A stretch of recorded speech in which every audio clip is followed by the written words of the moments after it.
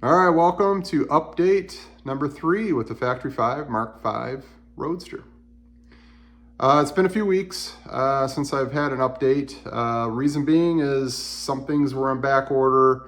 It's been cold. I haven't been putting as much time in with some of the temperatures out and just workload. So it's been a little slow, but I've made some pretty decent progress. So the time I have put on it, it's been pretty successful. And had an opportunity to put both the front and rear suspension together, and we'll kind of walk through that together. All right, let's start with the rear suspension, shall we? Last Friday I got my knuckles, or actually Thursday, maybe Thursday, I got the knuckles in.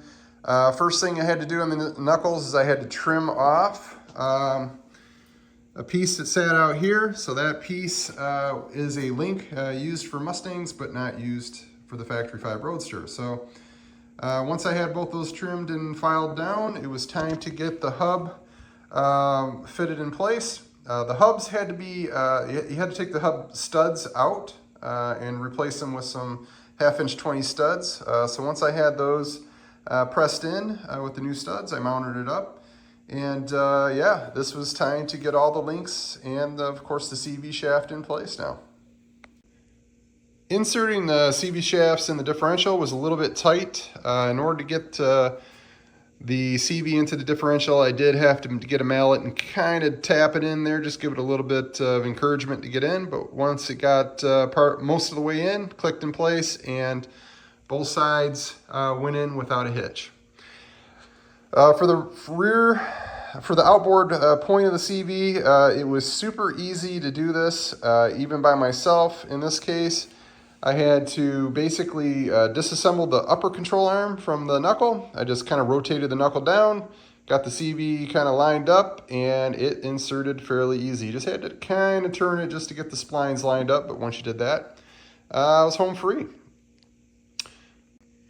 Front suspension, honestly, was a piece of cake. Everything seemed to go together pretty well.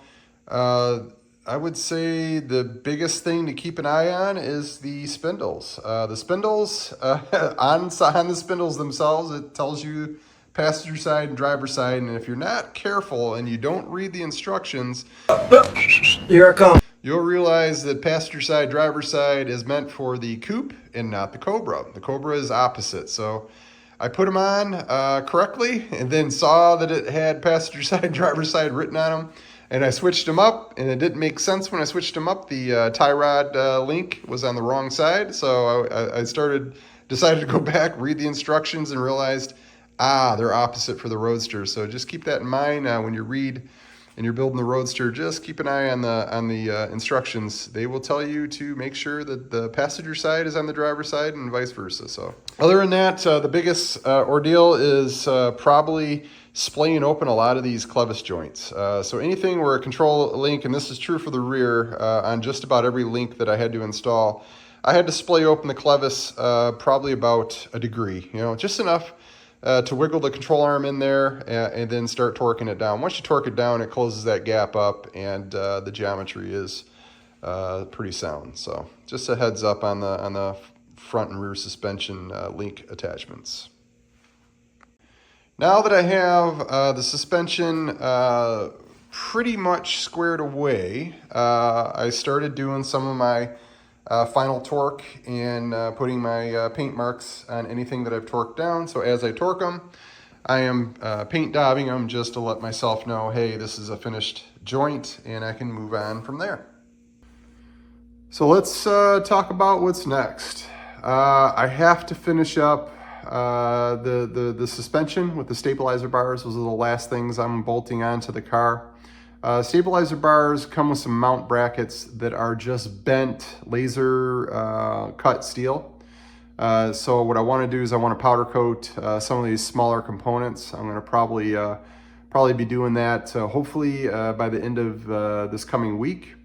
Once I get those brackets powder coated and I get the stabilizer bar mounted in place, I'm going to final torque everything and then move on to the fuel system. The next two systems, the fuel system being one, probably brake system being the next. Fuel system's pretty straightforward. I have all the components I need to put that together, so I'll probably end up pre-assembling the tank getting the sending unit, getting the vents all pre-assembled on there, the fill tube. I'll drop it in place, strap it up, and then I'll probably work my way on to the brakes. So as I was filming this, my doorbell rang, and my powder coating kit has arrived. I took advantage of a deal online for President's Day. Eastwood had a kit that was pretty inexpensive for me to do it by myself. So a lot of the smaller parts, I'm gonna get powder coated at the house and send away some of the bigger stuff like the side pipes and some of the body panels that I want to get coated. I probably send those out. So I'm gonna get this brackets coated, get the stabilizer bars in place, and I'll bring you along for the ride. So hopefully by next week, maybe I'll have another video sharing some of my success, hopefully, with powder coating at home. See you next week, guys.